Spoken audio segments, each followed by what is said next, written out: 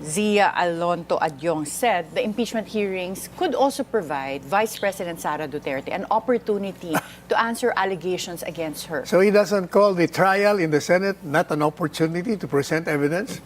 Yun. Di ba? Kasi sinasabi ng mga congressman kesyo, oportunidad daw para pasinungalingan ni VP Sara Duterte mga akusasyon. Una-una sa lahat, mga hindot kayong mga congressman. Kayo ang may burden of proof. Ibig sabihin, nandun ang bigat nasa inyo. Bigat ng patunayan yung inyong mga akusasyon. Wala po sa depensa. Wala po yan kay VP Sara Duterte na patunayan na sinungaling kayo. Wala yon sa kanya.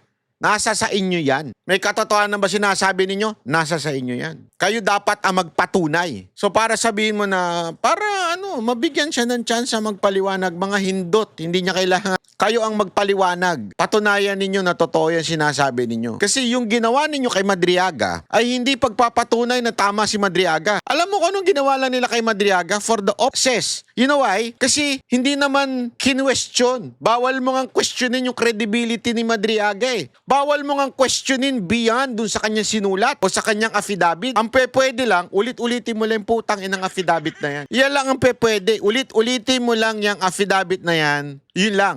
Kung uulit-ulitin mo lang din pala tong lintik na affidavit mo, bakit hindi nyo na lang i-transmit yan sa Senado at doon magsimula ng trial? We challenge you. Hindi, alam mo, itong ginagawa nila sa kamera, for optics lang to eh. For optics lang. Para ma-prejudge na.